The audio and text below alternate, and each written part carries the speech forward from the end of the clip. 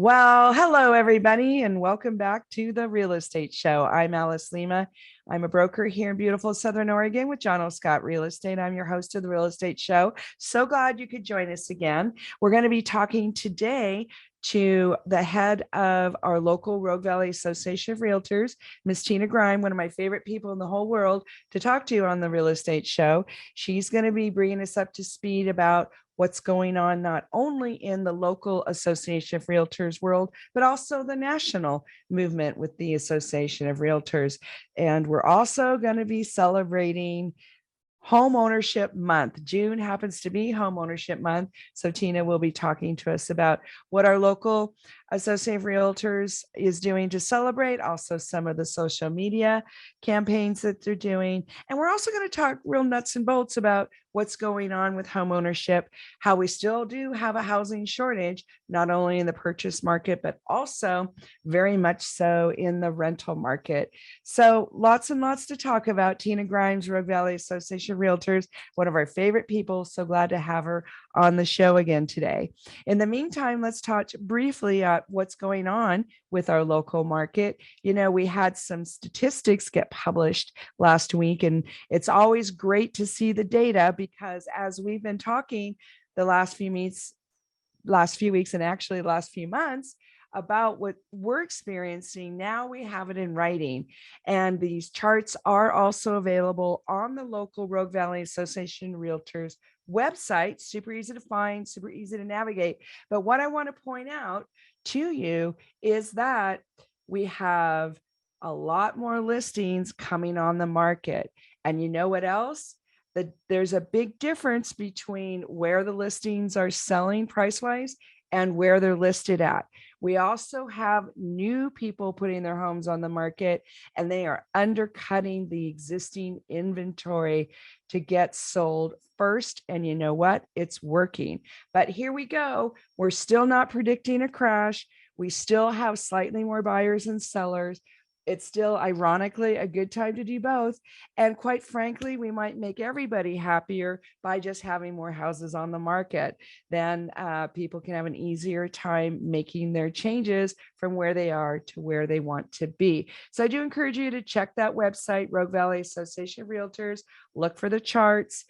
Check out Jackson County and Josephine County. I think you'll find them very interesting. We've got to take a quick break here and say thank you to our sponsors. We want to especially say thanks to John L. Scott, Ashland and Medford, Guy Giles, Churchill Mortgage, and the local Rogue Valley Association of Realtors. We'll be right back. Well, welcome back to the Real Estate Show, folks. I'm Alice Lema, broker John L. Scott in beautiful Southern Oregon, with one of my favorite people to interview, Tina Grimes from Rogue Valley Association of Realtors. Welcome back, Tina. Thanks for having me. It's always good to be here. Well, you're such a wealth of information and up to date on all things going on in the world of the Association of Realtors. We haven't spoken to you for a little while. You want to maybe bring us up to speed on what's different that you're seeing in the last few months? Well, the market is definitely starting to shift. The mortgage interest rates rose a lot quicker than anybody anticipated. I think the last time I was here, which was actually just a couple months ago, the NAR, the economist for NAR had just come out and said that, you know, he didn't expect things to slow down until probably the first of next year because people were going to start rushing to buy before interest rates got too high. So he kind of expected the frenzy to continue, but then interest rates went up 2% in just a very short period of time. Wasn't that shocking? Which was not, he expected that. You know, I remember in his statement, he said, I think interest rates will only go up a percentage or so between now and the end of the year. Well, that was obviously wrong. You know, so it has caused the market to slow down quicker than anybody, I think, thought. For the first time in literally years, in the month of May, the amount of inventory on the market went up. And that's not because we have more homes available, which we'll talk about here in a few minutes. It's because there were fewer buyers. So the demand is slowing down. Yes. Yeah. Because you can fix that problem one of two ways. Yeah. So we're definitely seeing things starting to shift. I know people are still busy. The market is not dead by any stretch of the imagination, but we are seeing the frenzy calming down. So the idea of predicting when we might have a more normal balanced market, everybody keeps wondering, what are your thoughts on that, when the inventory and the buyer pool might actually be a little more even? That's it's hard to say, because obviously someone like Dr. Yoon, who's the economist for NAR, he made a very educated guess, and it was absolutely not correct, because the Fed raised the rates a lot faster than anyone anticipated. So at this point, I honestly don't know. Hard to tell. Yeah. Yeah. And I think the rising cost of, obviously the rising cost of gas, which is an obvious one, but that's going to domino into other things, because groceries are going to go up because it's going to cost more to get them to the stores, and just cost of goods in general is going to go up because the transportation to get them to the stores requires gas, which is going to cause everything to go up. And I think that's going to slow people down, because what they, even with the rising interest rate, they could have maybe still afforded, to do something if the other costs hadn't risen exponentially at the same time. But there's going to be a lot of buyers now that are going to push pause and go, I may need to wait a little bit, because, that's a lot of money going out the door. Well, and we've had some huge percentage of our buyers just not qualify. And it wasn't that they don't qualify at all. It's they don't qualify for the kind of home they wanted. And now they're frustrated and upset, and they just don't want to make the leap. So yeah. So it's tough to say, because normally when you see it shift away from being a seller's market, it turns into a buyer's market. But I don't know that that's going to happen, because like we just said, a lot of buyers are just not going to enter the market right now. So what kind of a market does that leave us with? We've just never been in this territory. I was going to say, we've never seen this before, so I don't know. Yeah. Well, and we still maybe those who were in the business back in the 80s when interest rates were 18%, maybe they could tell us, but yeah. Well, and we're doing a lot of research on what happened back then to get some help and some guidance to be able to speak with the general public about it. But it's just not the same scenario that it was back in the 80s. Yeah, it isn't. There's a lot of things that are different, so it won't be exactly the same. And I've been involved in our local, I've been here at the association since 2000. And prior to that, I worked at one of our local real estate offices. So in the local real estate industry for almost 25 years. And I've never seen it like it is right now. Yeah. But we are a resilient group. We are very much. We will figure out how to adapt and not just survive, but thrive. That's what we do. Exactly. And people depend on us to do that. So, so one of the things I noticed is that the listings are increasing, but they're coming on the market at a much lower price. Yeah. Have you been noticing that as well? I've noticed the median price going down, which, and just to clarify for the listeners, median and average are not the same thing. Thank you. Important difference. Yeah, median means it's the thing exactly in the middle.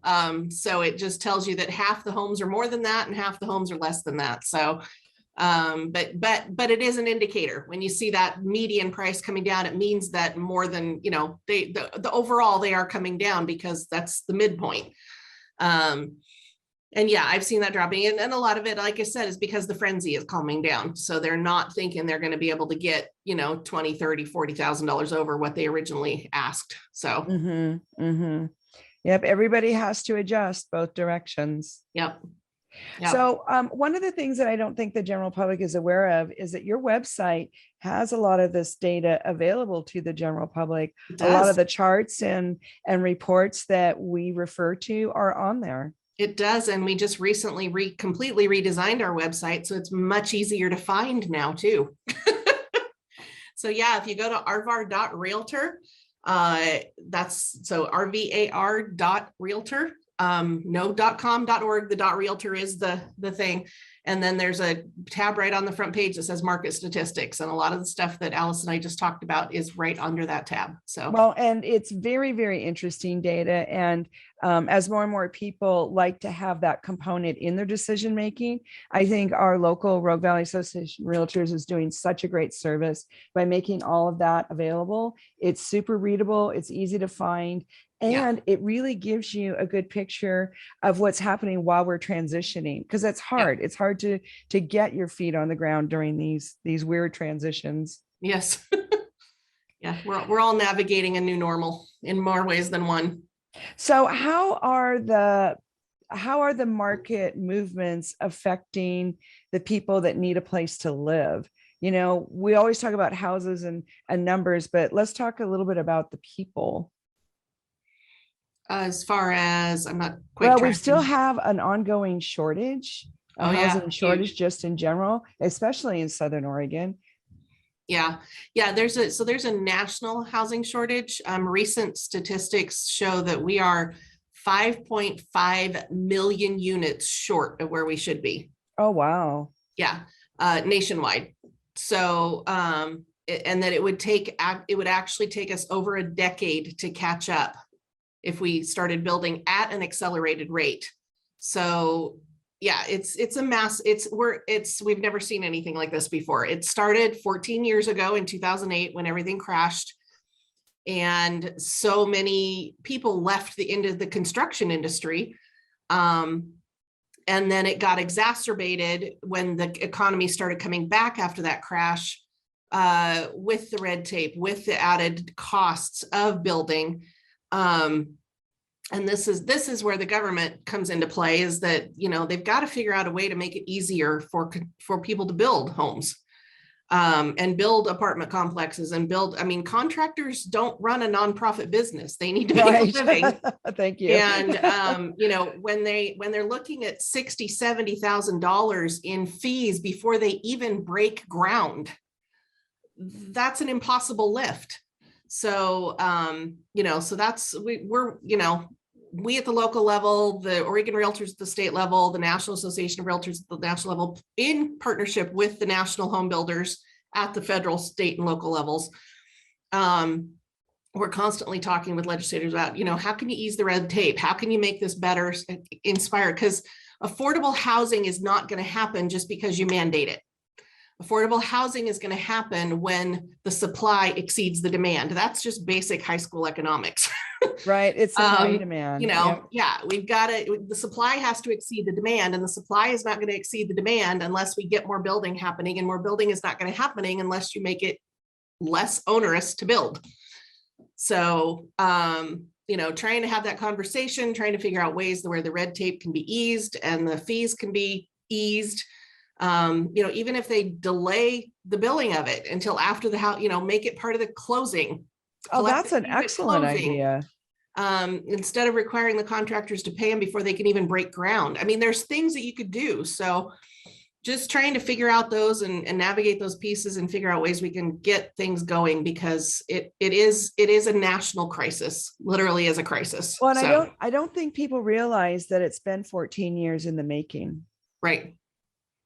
So that's a long time to let it get worse and worse. And now you add the COVID and the supply chain problems. Yes. And then, of course, like you mentioned, it's exacerbated here in Southern Oregon because we lost 2,500 homes in the Alameda fire. So, and then there was that. You know, it's and that was the bulk of them. But then homes were lost. Similar fires going on at the same time. There were homes lost in Josephine County, homes lost out in the northern part of Jackson County. I mean, we had an unprecedented kind of perfect storm of events. And, you know, we did have a small batch of people that were in the Paradise, California fire that relocated here and lost their home here. Again. Yeah. And I don't know that more than once. Many of those folks are still here. I think they all live in some city somewhere. But so the housing shortage starting in 2008 and really affecting the ability for contractors to build and then not coming back into the business. What can be done legislatively besides, just you guys talking to them, what can the general public do? I would urge you just to reach out to, your congressmen, your legislators, at your county commissioners, all levels. So the municipalities, just reach out to them and say, it's time to get creative. We can't keep doing things the same way we've always been, with the definition of insanity, keep doing the same thing over and over, but expect different results. We can't keep doing things the same way and expect to solve the problem. We've got to get creative. We've got to look at new ways to incentivize home building. We can't mandate affordable housing. We have to start figuring out how to increase the supply, because that's what's going to create affordable housing. And that will, it will organically also solve the rental crisis. Is if we have more supply, then there's going to be more availability, both for purchase and for rent. Well, and that's another crisis that's brewing that I just don't think enough attention is being given to what's going on with those poor tenants. We're talking to Tina Grimes, Rogue Valley Association of Realtors. She's going to be our guest today. We've got lots more to talk about what's going on statistically here in Southern Oregon, but also ongoing conversation about the housing shortage. We're brought to you by the Rogue Valley Association of Realtors. Thank you. Also, John L. Scott, Medford and Ashland, and Guy Giles, Churchill Mortgage. We'll be right back after a quick word from our sponsors. Well, hello again, everybody. Welcome back to the Real Estate Show. I'm Alice Lema, your host here today. We're talking to Tina Grimes of the Rogue Valley Association of Realtors. And right before the break, we were talking about the ongoing housing shortage in both not only purchase market, but also rentals. And you had a very interesting idea, Tina. Part of the burden that the contractors bear is having to spend, would you say 60, 70,000 before they even break ground? Yeah. And they probably do break down. Sometimes, obviously, it depends on the municipality, but I've heard stories of it being that high. I mean, at a minimum, you're talking 25 to 30,000. So, well, and some regular homeowners that are trying to add ADUs, because that's part of what Oregon is promoting. They're being asked to put in sidewalks in some situations. And sometimes that can be as much as another $30,000. Right. And I loved your idea. Is it your idea to have these expenses maybe come at the end of the construction instead of the beginning? I'd love to take credit for it, but no.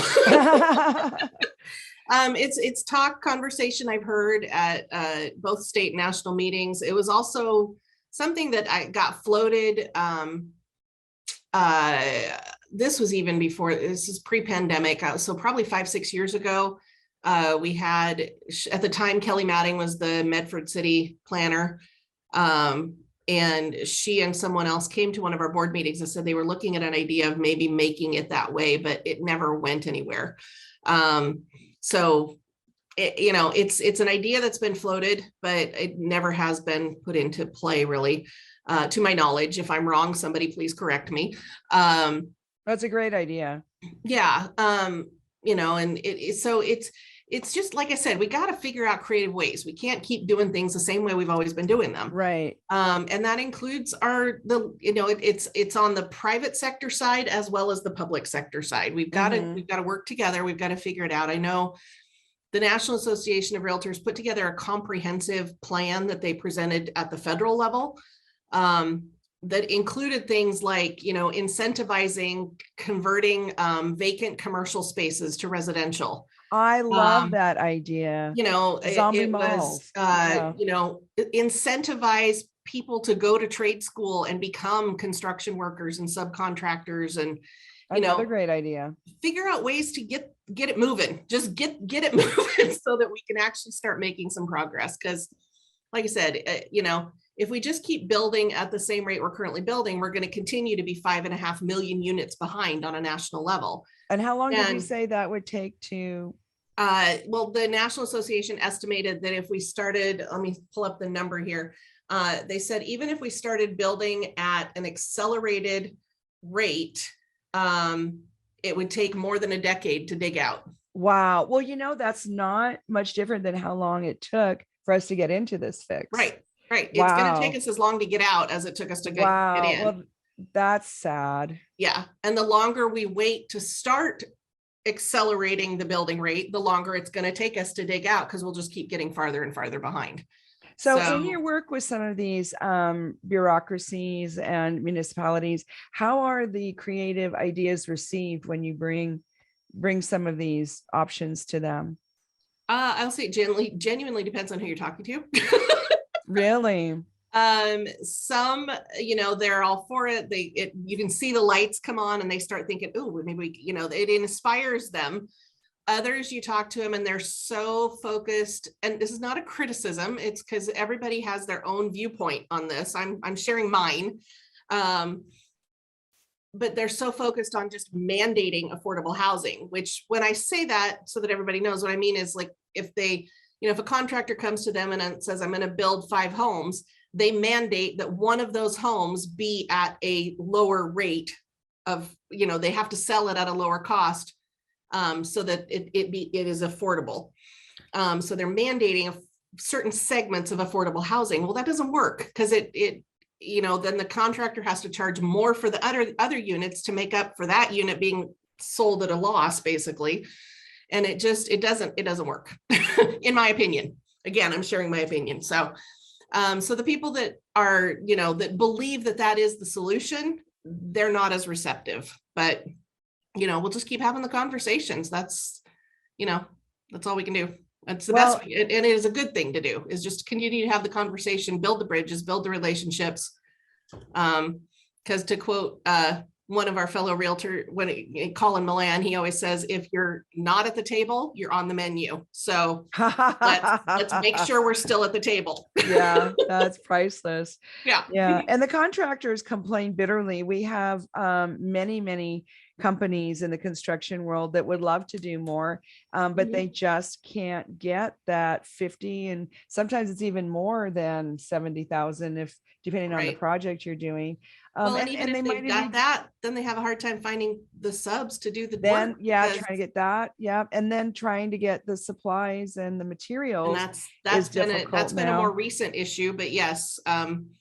The supply chain has become a big factor in it, and the added costs that they're having to pay to get stuff to them. Right. And the delays and all that, all those projects left sitting cost money, and then people don't have a place to live still.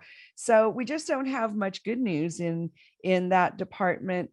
And it would sure be great if the general public could start getting a little more involved, like you said, talking to the commissioners, talking to your representatives, and let your voice be heard. Some of these ideas are really good, and like you said, it's not just mandated, it can actually be put into work. Well, and who knows, in those conversations, that's why I said the good news is that we are having the conversations. We're going to keep having the conversations, because those conversations, you may go in with one idea just firmly in your head on either side. And as you have the conversation, you start realizing, oh, well, what if we took a bit of yours and a bit of mine, and you come out with something completely new that nobody had ever thought of. Yep. That's what we need. Yeah. And that's what we need. That's why we're going to keep having the conversations, is because we're waiting for that golden moment. And I like the idea of postponing some of the expenses. And, while you're speaking, I was wondering, for homeowners, we were talking about homeowners adding units, if they have a big yard and then having all these expenses. What if they only had to pay half up front? And then the rest could be put on their tax bill. Or maybe that would work for the contractors, the builders, instead of having to put everything up front, maybe just do half. Yeah, something. I mean, that's the kind of things we need to talk about. How could we make this work?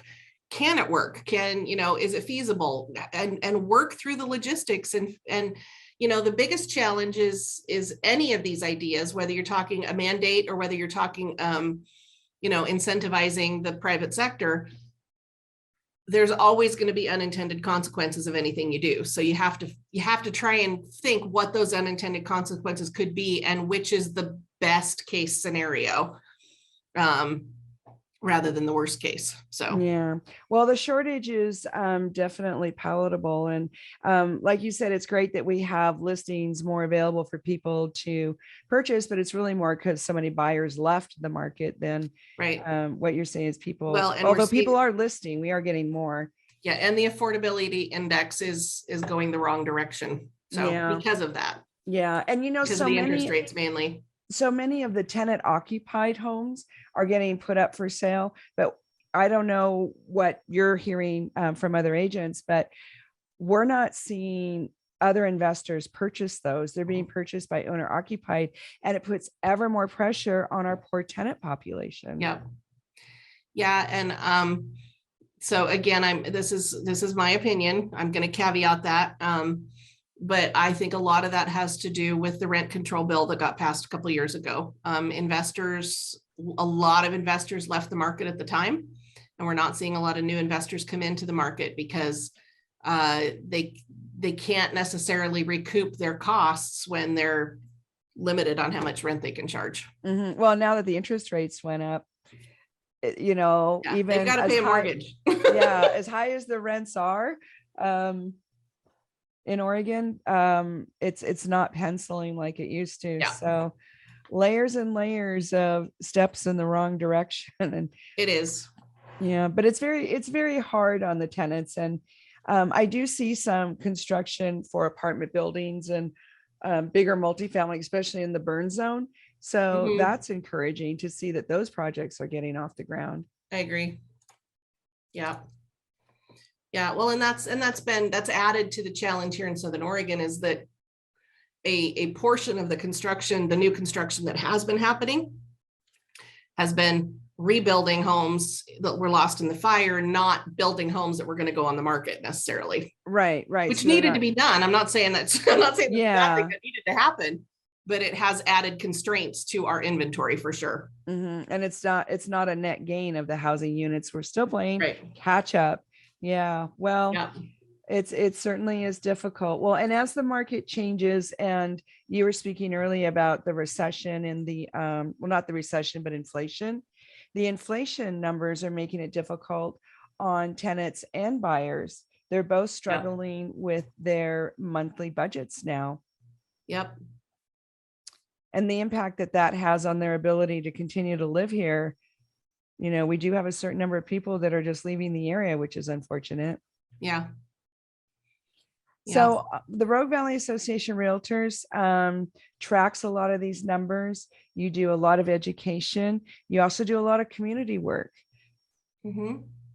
You want to bring us up to date on any activities that are going to be happening this summer? Well, honestly, we're still kind of in the planning process coming out of the pandemic and not being able to do anything for a while. We have some stuff in the works, but it's all still so early in the planning process. I don't have any details to share. Okay. We're planning on doing, I don't know any dates or anything yet, but we are planning on doing, for the members, it'll be a huge, event that will be a fundraiser, trying to decide whether it's, how the funds are going to be split up. But we definitely want to get back to supporting who we have historically supported, which is Habitat for Humanity. We want to get funds back into our first-time homebuyer grant that Access administers for us. Awesome. Get some funds back into that. And then there's a couple of other housing-related charities. We always try to do housing-related charities. There's so many amazing charities around here.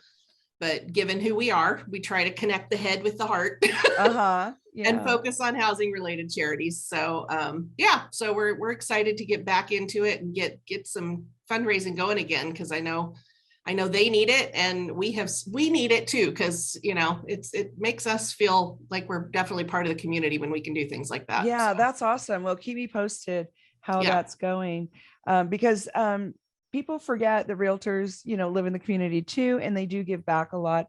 They donate a lot of time. A lot of them donate their some of their commissions, and they also help to promote programs like the Access down payment assistance. It's first time. Yeah. Well, it can be used for down payment. It can be used for pretty much any closing costs. Okay. So down payment assistance, closing cost assistance. We'll have to talk more about that sometime. We probably do a whole show on that. Yeah, let's get some money back into it, because it's been dry for a year and a half now. Yeah.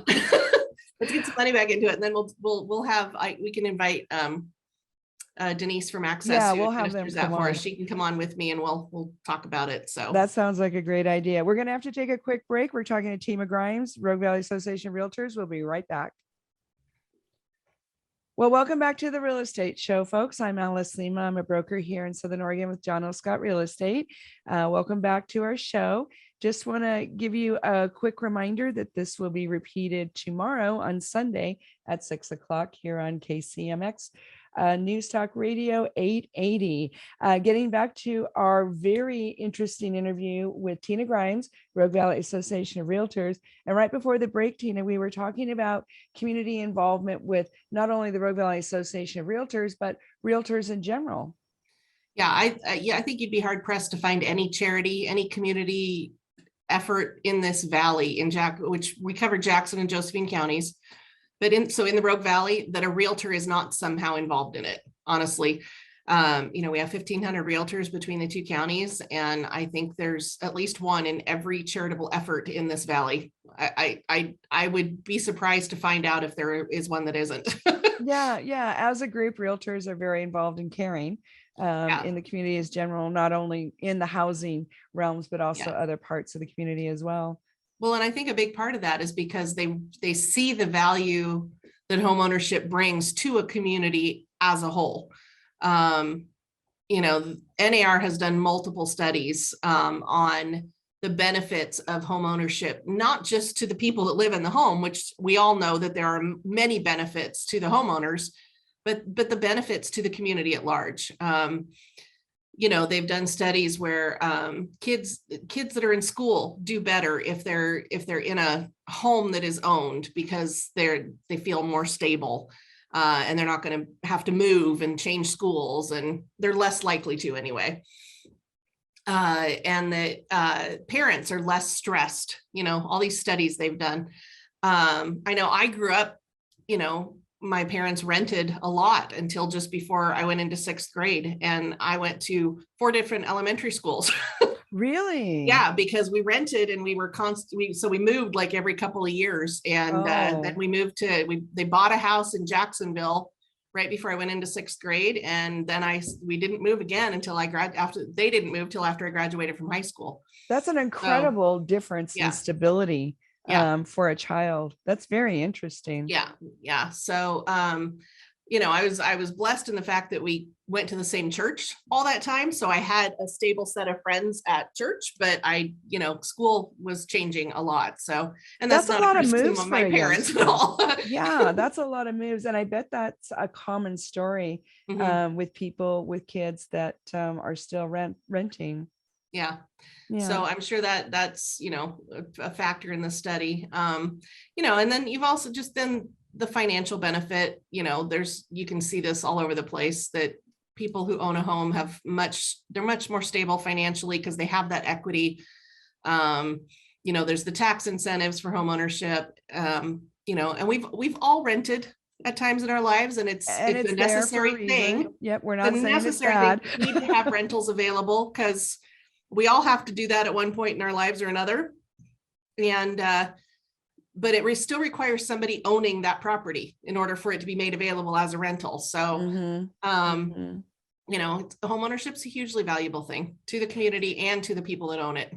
And one of the interesting stabilizing things that people forget is once you have that mortgage payment, your mortgage payment stays the same. Your tax and insurance might go up a little bit, but when you're a tenant, even in rent controlled Oregon, your rent can go up 7% or more every year. Yeah. It's a huge, that's something that people kind of don't think about. And you're right. It's something you have to factor in.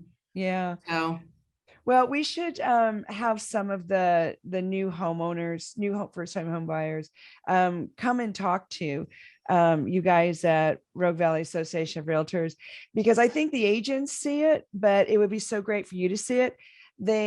They're almost in tears, and it takes them about 2 months of living in their new home to really understand that nobody's going to kick them out, that they can have a steady budget, and they have some stability in their life. And then if they were lucky enough to purchase a couple of years ago, then they had an extra 50 grand. Right. Just out of nowhere. Right. But really it is so moving. And I just think maybe we should do that. We should collect some number of them and bring them by, so that we can help promote home ownership. Yeah. I love that idea. Yeah. It's as many people may not know, but June is National Home Ownership Month. Every month has multiple things that it is. But one of the things that June is Home Ownership Month, National Home Ownership Month. And so I love that idea to maybe do something to promote them. We'll have to keep that in mind. Maybe for next June, we can use that as a big promotion for Home Ownership Month. Yeah, but you're right. I mean, so many times people think, and I can tell my own personal story. Renting, I used to think, man, I can hardly wait to own my own home so I can paint my wall whatever color I want to. And it was those little superficial things. And then the first time I actually did buy my own home, I realized it was so much more than just being able to paint the wall whatever color I wanted to. And yeah, it is a very emotional, involved thing. Mm-hmm. The gratitude is enormous. And so, yeah, I think we'll work on that. So we've got a couple of things we're going to work on here. We're going to try to get our local municipality to front all the fees for the contractors or half. And the same with the homeowners that want to add units. So we got that. I got that written down. And then we're going to try to collect some of the first time people, especially those that came out of the crash. There were a whole bunch of them that went through short sales and foreclosures, and they had to wait 7 or 10 years, or because of circumstances, they waited 7 or 10 years. Those stories are remarkable that they were treated like first-time home buyers because it had been so long. But going from homeownership to tenant and back to homeownership, we should definitely do that. The stories are amazing. I think the general public would really be surprised. Especially if they're homeowners and have been homeowners for a long time. And they'll be reminded of what it was like, before they had a house, that you really are more vulnerable, more at risk out there as a tenant. Mm-hmm. So with the few minutes we have left, and this being National Home Ownership Month, are there any reports or events or social media posts that are going to be put out by the Rogue Valley Association Realtors? Oh, yeah, we'll be putting stuff out quite frequently on our Facebook page, which is open to the public. So Rogue Valley Association of Realtors. It's a great page, by the way. Yeah, if you want to go check that out, we'll be posting stuff there periodically throughout the month. And then if you just Google National Home Ownership Month, you're going to get a ton of stuff from the National Association of Realtors as well. So a lot of articles about the benefits of home ownership and those kinds of things. So there's a lot of information out there about it. And also in that will be some good suggestions about how to have conversations with your legislators too, about increasing that would be the supply. Helpful. Yeah. That would be helpful. We should promote that. Yeah. Because I think we get more people involved in talking to the legislatures if we made it easy for them to do that. Yeah. So do you have email addresses and things like that for the local legislatures?